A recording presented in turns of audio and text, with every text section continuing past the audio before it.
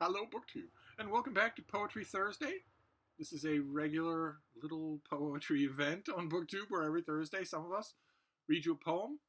Most BookTubers leave it at that.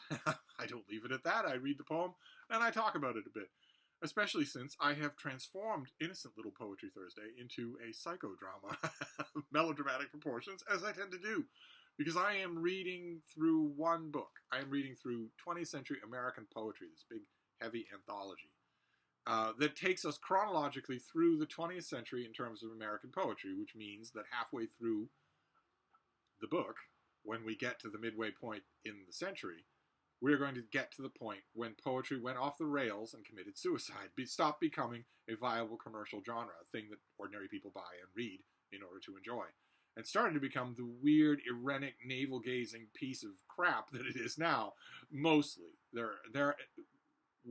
The early part of what I was talking about, there were plenty of poets. They were publishing in major journals and people were reading them. And there were a few that were really, really bad. Now, there's plenty of poets. They're publishing only in the most snootiest of places, and there are only a couple that are any good. And that transformation happened in the 20th century in America. But we're not quite there yet. we're taking our ups and downs as we go. We're not picking and choosing. We're going straight chronologically. And today we are at a great poet. One of the great poets of the 20th century, Marianne Moore. And she wrote for a long time. She wrote for a long career. She's also the first poet in this anthology that I've ever talked to. And I want to read you just one of her poems. And I have a bit to say about it. It's actually lovely. This is from 1921. It's a poem called The Fish. And this is what it sounds like to read. And we'll get into what it looks like. This is what it sounds like to read. The fish wade through black jade. Of the crowd blue mussel shells, one keeps adjusting the ash heaps, opening and shutting itself like an injured fan. The barnacles which encrust the side of the wave cannot hide there, for the submerged shafts of the sun, split like spun glass, move themselves like spotlight swiftness into the crevices, in and out, illuminating the turquoise sea of bodies.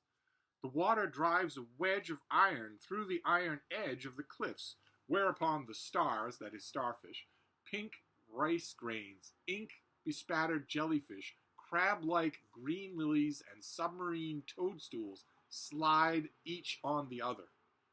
All external marks of abuse are present on this defiant edifice. All the physical features of accident, lack of cornice, dynamite grooves, burns, and hatchet strokes, these things stand out on it. The chasm side is dead. Repeated evidence has proved that it can live on what it cannot revive its youth. The sea grows old on it. I don't know if you could spot there's tons and tons of internal rhymes there. Pink rice grains, ink, bespattered jellyfish, crabs, like green lilies, and submarine toadstools. Green and submarine toadstools slide on each other. It's gorgeous. It's gorgeous in the way that it mimics the constantly shifting, not quite grounded on anything, marine environment that it's describing. It's just beautifully word choices, beautiful precision of what's carved out of the poem and left on the side so that you just get the coral-like crystalline essence of the thing. Just gorgeously done. This volume has a lot of her poetry in it. It's all lovely. It's all lovely exactly like that. But look what it looks like. Look what it looks like. That is ridiculous. Okay? At one point, here, I'll show you. At one point, the word accident is split like that. Accident. There is no reason for that whatsoever. I've been over this poem a million times. I've taught it a couple of times. There's no reason for any of this, for it to look this weird. None whatsoever. Except a reason that's not worthy. There's no actual internal artistic reason why it looks this way. Instead, there's a modernist reason why this looks this way. This is Marianne Moore looking at the modernist movement and thinking, well, okay, so I should do the normal work, the normal stuff that fills these other poems. I should do the normal work, then I should strange it up a little. I should make it, that seems to be what's selling in the magazines. That seems to be what the poets in Ghana are doing these days. So I'll do that. She did for a little amount of time, then rolled right over it. Just got right out of it. She recognized it fairly early on. Like, here's 1921. None of that stuff anymore. She recognized early on what BS that is, and just sort of left it alone because she was a real poet. Unfortunately, there are going to be plenty of poets in this anthology who embrace that as a way of living, as an identity, and certainly as an artistic movement.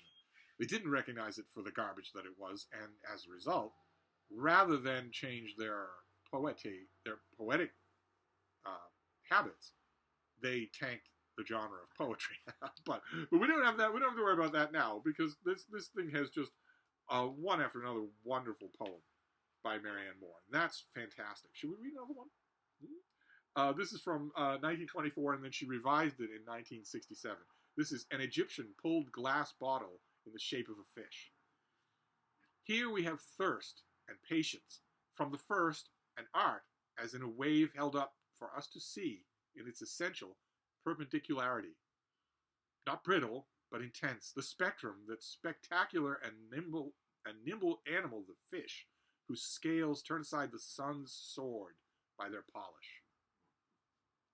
Again, beautiful. And again, a whole bunch of really intelligent and labored over effects that are being in there. Tons of buried rhymes, tons of sounds that are meant to mimic the reality of what they're describing in subtle ways that don't beat you over the head.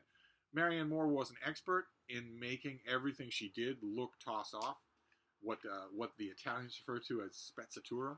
She was an expert at doing that. I don't think she'd have known the word, but she was an expert naturally at doing it.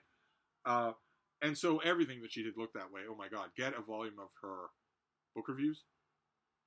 She did, like everybody else that I always talk about, even long after she needed to do book reviews, if somebody sent her a parcel of free books, she would do it for the $50. So she wrote book reviews for pretty much the whole of her career. A few of them have been collected into volumes. A fraction of them have been collected into volumes. Read those. Sometimes they're only a paragraph long. They are very much meant to seem like they were just tossed off. These are just my random thoughts on this book. They aren't. And these poems aren't. They look very easy, but they aren't. They took a lot of work to make. So it was wonderful. It was wonderful to encounter her in our forward journey in this book. Even though I disagreed with a lot of what Marianne Moore did in her life, a lot of the things that she said, a lot of the friends that she had, it was still wonderful to encounter a genuinely great poet. Next time, we are going to hit trouble spots in this book. Of course we are. It's going to be mostly trouble as we finish out the year. We're not going to get to the end of this book before the end of the year, obviously. But the next figure that we have, Marianne Moore, is a big figure. The next figure that we have is Titanic. So, and once upon a time, even as late as when I started BookTube, I would have had a whole different suite of opinions about this figure than I do now. I've done a huge amount of reading, huge amount of reassessment. So we'll move on to that figure next time. So I'll wrap this up for now, and I will see you then. Thank you, BookTube.